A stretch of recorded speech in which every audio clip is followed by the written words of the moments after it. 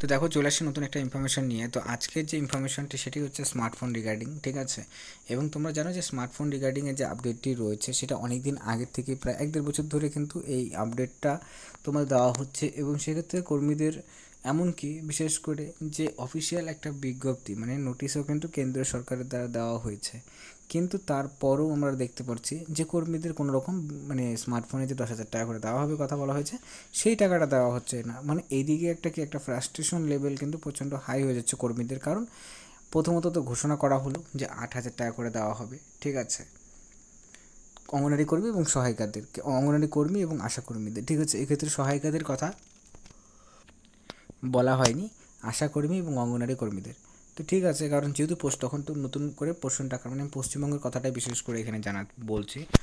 তো সেই ক্ষেত্রে কী হলো যে যেহেতু ঘোষণা করা হলো যে কর্মীদেরকে 8,000 টাকা করে দেওয়া হবে, কারণ ঠিক সেই সময় পোষণ টাকার অ্যাপসটি পশ্চিমবঙ্গে লাগু করা হয়, ঠিক আছে। তো পোষণ টাকার অ্যাপস যেহেতু মোবাইলের কাজ, তো সেক্ষেত্রে অবশ্যই স্মার্টফোন দরকার রয়েছে। তো সেক্ষেত্রে স্মার্টফোনে ঘোষণা করা হয়, কিন্তু তারপর থেকে 2-3 বছর পার হয়ে গেছে, এখনও পর্যন্ত কিন্তু কোনো রকম তোমাদের স্মার্টফোনে টাকা দেওয়া হয়নি।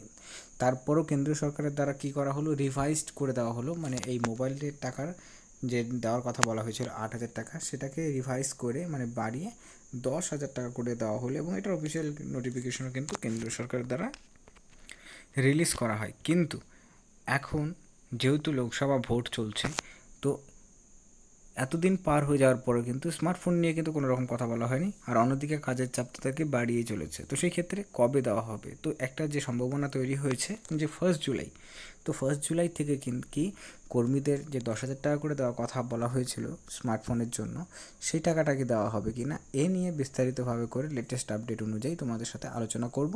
তো অবশ্যই ভিডিওটি শেষ পর্যন্ত দেখবে এবং দেখার পর নিজের মতামত জানাবে। যদি ভিডিওটা ভালো লাগে লাইক করবে, চ্যানেল নতুন থাকলে চ্যানেলটিকে সাবস্ক্রাইব করবে এরকম ভিডিওগুলো সর্বপ্রথম পাওয়ার জন্য। তো চলো সময় নষ্ট না করে মেন বিষয়টা ভিডিওতে আলোচনা করা যাক।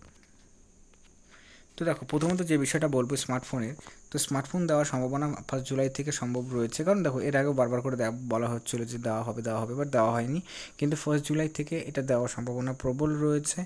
এবং এই ক্ষেত্রে কর্মীদের সরাসরি কিন্তু স্মার্টফোনটার যে টাকা রয়েছে সরাসরি ব্যাঙ্ক অ্যাকাউন্টে 10 তারিখের পর, ঠিক আছে, মানে 1 তারিখের যদি তোমাদের এটা নিয়ে প্রসেসিং বা এটা নিয়ে যে নোটিশটা তোমাদের দেওয়া হয় যে হ্যাঁ তোমাদের স্মার্টফোন রিগার্ডিং নোটিফিকেশন তোমরা পেয়েছো, তো নোটিফিকেশন পেয়ে যাওয়ার 1 সপ্তাহ 10 দিন পরেই কিন্তু সেই কর্মীরা সেই টাকাটা পাবেন, ঠিক আছে। তার মানে যে তোমাদের জুলাই মাসে 10 তারিখের পর সম্ভবত, ঠিক আছে, আমরা আবারও বলছি যে সম্ভবত, কারণ হচ্ছে কি আমরা পাস্টে দেখেছি ঘোষণা করা হলো, তারপর অফিসিয়াল নোটিশও রিলিজ করা হলো, কিন্তু তারপরও কর্মীদেরকে স্মার্টফোনটা দেওয়া হয়নি, ঠিক আছে, বা স্মার্টফোনের টাকাটা দেওয়া হয়নি। তো সেই ক্ষেত্রে 1 জুলাই দেওয়ার সম্ভাবনা প্রবল রয়েছে, বাট সেটা পুরোপুরি ডিপেন্ড করছে কেন্দ্র সরকার এবং রাজ্য সরকারের উপর যে তারা আদৌ দিতে চান কি না, ঠিক আছে। কারণ এটা জিনিসটা কিন্তু ক্লিয়ার, কারণ ঘোষণা হওয়ার পরে যখন জিনিসটা কেউ পাচ্ছে না, তো সেক্ষেত্রে একটা স্বাভাবিক একটা কোশ্চেন মার্ক তৈরি হয়।